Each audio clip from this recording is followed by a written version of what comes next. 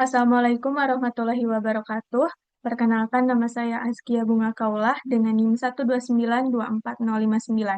Pada kesempatan kali ini saya akan mempresentasikan karya tulis ilmiah berjudul Dampak Tingkat Konsentrasi Klorofil A pada Perairan Situ 2 ITB Jatinangor sebagai indikator kualitas ekosistem dan upaya mitigasi eutrofikasi.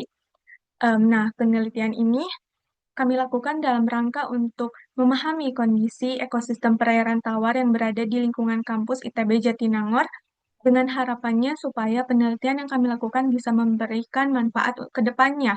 Karena fokus utama penelitian kali ini adalah klorofil A, yaitu pigmen utama pada fitoplankton yang sering digunakan sebagai indikator untuk menentukan sebuah produktivitas primer pada suatu perairan. Eh, sebagai latar belakangnya, yaitu akan dibahas pada bab satu ini. Perairan tawar memiliki peran.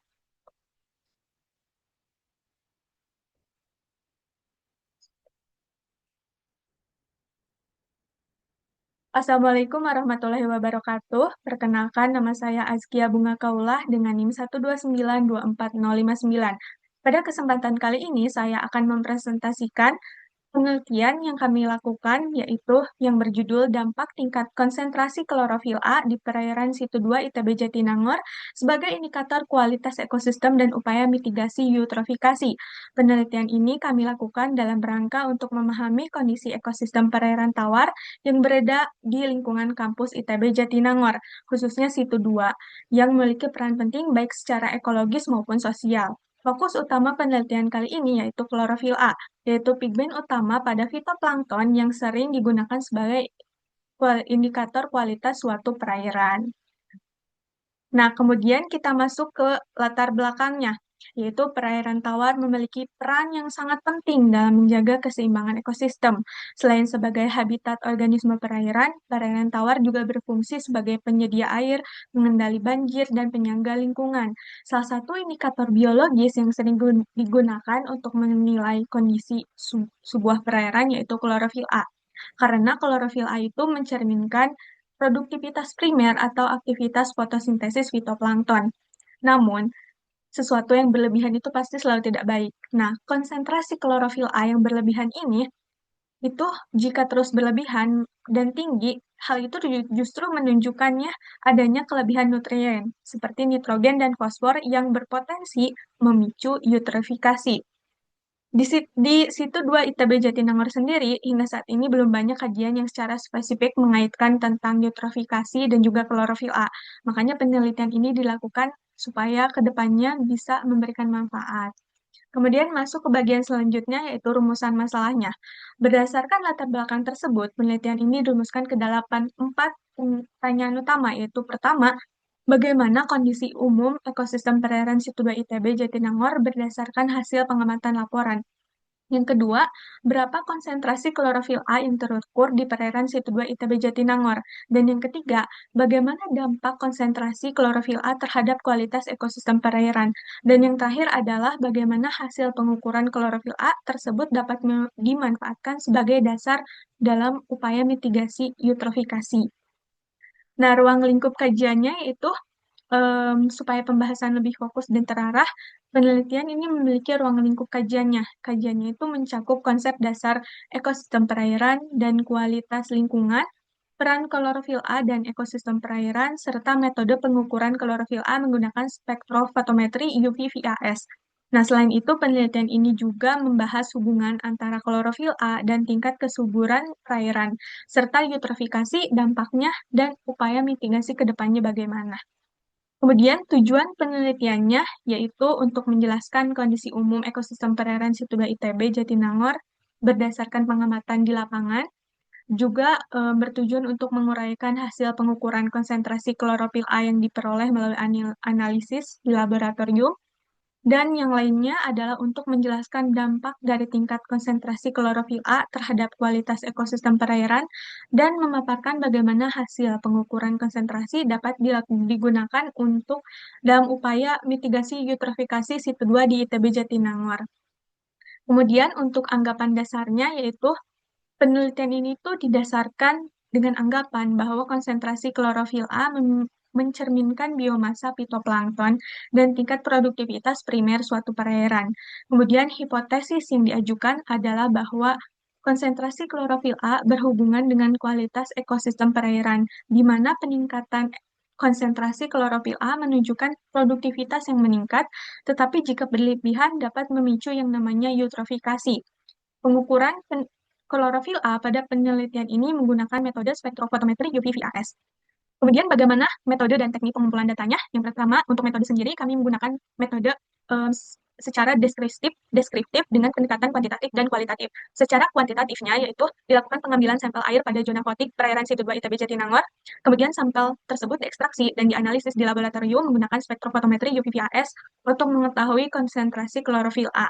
Dan kedua, pendekatan kualitatifnya yaitu dengan melakukan wawancara dan juga studi pustaka untuk mendapatkan informasi tambahan.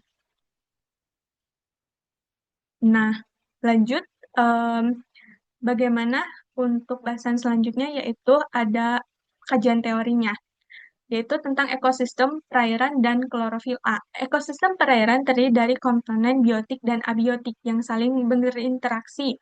Fitoplankton sendiri berperan sebagai produsen utama dalam rantai makanan perairan, dan klorofil A merupakan pigmen utama dalam proses fotosintesis fitoplankton, sehingga keberadaannya sangat menentukan produktivitas primer perairan. Oleh karena itu, klorofil A itu sering digunakan sebagai indikator biologis dalam penelitian kualitas ekosistem perairan. Kemudian, tadi kan sudah disebutkan tentang banyak hal kayak spektrofotometri UV-VAS. Kemudian apa sih yang dimaksud dengan pengukuran dilakukan secara spektrofotometri UV-VAS? Yaitu pengukuran klorofil yang dilakukan berdasarkan nilai absorbansi cahaya pada panjang gelombang tertentu. Prinsip pengukuran ini itu mengikuti hukum Lambert-Beer, di mana nilai absorbansi berbanding lurus dengan konsentrasi zat dalam larutan.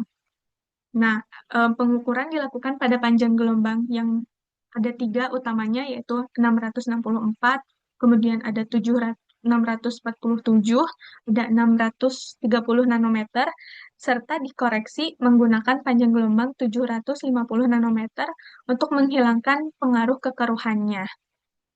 Kemudian, apa hubungan antara klorofil A dengan kesuburan perairan?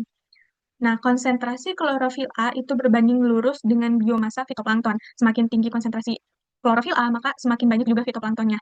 Namun, nilai klorofil A ini digunakan untuk menentukan status trofik perairan, mulai dari oligotropik hingga eutrofik. Nah, namun, konsentrasi klorofil A yang terlalu tinggi itu tidak baik karena akan menurunkan kualitas ekosistem suatu perairan tersebut. Nah, kemudian pada pembahasan akan dilakukan setelah diukur hasil pengukuran klorofil A-nya, berdasarkan hasil pengukuran absorbansi sampel dan pelarut aseton pada beberapa panjang gelombang, diperoleh bahwa nilai absorbansi terkoreksi yang kemudian dimasukkan ke dalam persamaan perhitungan klorofil A. Setelah diperoleh dan dihitung, hasil perhitungannya itu menunjukkan bahwa konsentrasi klorofil A tergolong ke dalam eutrofik, yaitu sebesar 0,0512 mg per liter atau setara dengan 51,21 mikrogram per liter.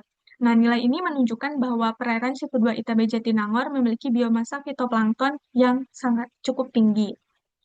Kemudian untuk pembahasan yang lainnya, bagaimana dampak terhadap kualitas ekosistemnya? Yaitu konsentrasi klorofil A yang tinggi dapat menyebabkan berbagai dampak negatif terhadap kualitas ekosistem perairan.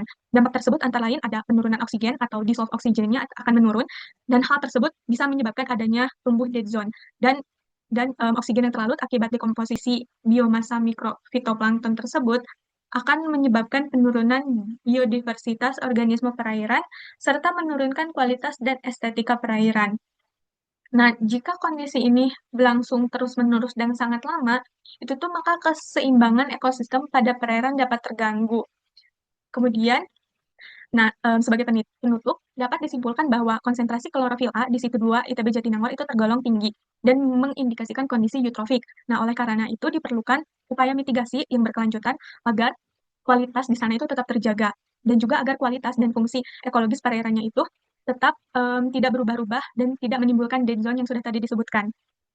Sekian, terima kasih atas perhatiannya. Wassalamualaikum warahmatullahi wabarakatuh.